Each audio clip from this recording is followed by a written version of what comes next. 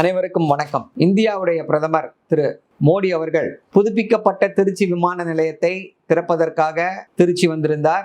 தமிழ்நாட்டுடைய முதல்வர் அவரும் இந்த விழாவிலே கலந்து கொண்டார். தமிழ்நாட்டை 2 பெரு மழை சீண்டி பார்த்தது. தமிழ்நாட்டையே புரட்டி போட்டது.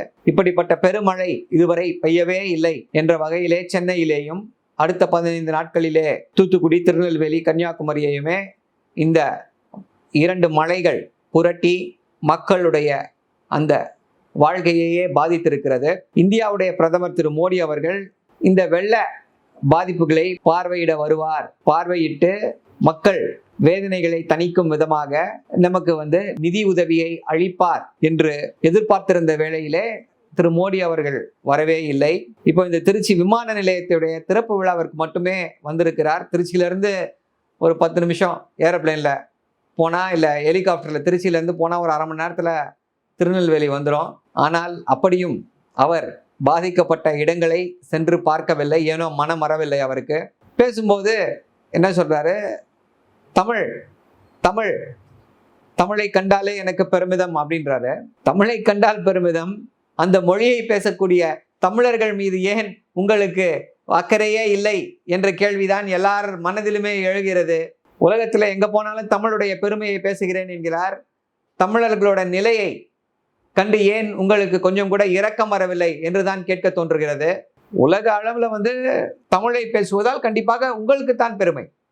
ஏன்னா ஒரு உலக அரங்கிலே போய் 2000 வருடங்கள் பழமையான மொழி இருக்கக்கூடிய அந்த இடத்திலிருந்து வருகிறேன் என்றால் கண்டிப்பாக அது உங்களுக்கு தான் பெருமை.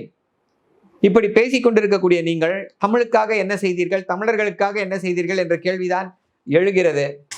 தமிழர்கள் தொடர்ந்து இப்போ நாம் கட்டுகிற வரி, அது ஜிஎஸ்டியா இருக்கட்டும் இல்லை எதுவாக இருந்தாலும் ஒன்றிய அரசுக்கு கொடுக்கக்கூடிய வரி மற்ற எல்லா மாநிலங்களுக்குமே பகிர்ந்தளிக்கப்படுகிறது.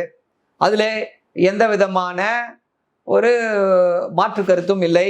இல்லை இது இப்படி இல்லை, ஏன் ஏன் என்று யாரும் கேட்கவில்லை.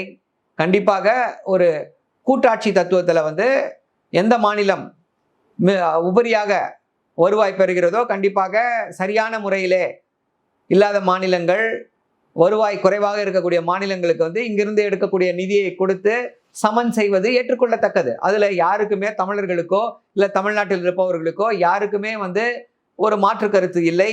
அதை வரவேற்கிறோம். ஆனால் தமிழ்நாட்டிலே இப்படிப்பட்ட ஒரு மிகப்பெரிய சேதம் விளைந்திருக்கக்கூடிய சூழலிலே ஐயா எங்களுக்கு போதிய நிதி உதவியை கொடுங்கள் என்று கேட்கிறோம். கொஞ்சம் கூட கொடுக்க மாட்டோம், உங்களுக்கு என்ன உரிமையோ அந்த இதை மட்டும் கொடுப்போம் என்கிறார்.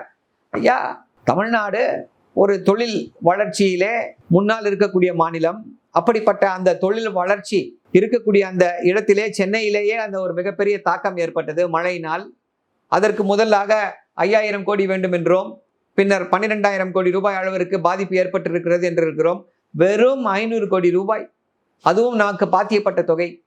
இதை மட்டும் கொடுத்து விட்டு இங்கே நாங்கள் விமான நிலையத்தை திறந்து வச்சிட்டோம், அதற்கு வெறும் ரிப்பன் கட் பண்ண மட்டும் நான் வருவேன் அப்படின்னா தமிழ்நாட்டு மக்கள் பாஜகவுடைய அரசியலை எப்படி ஏற்றுக்கொள்வார்கள்?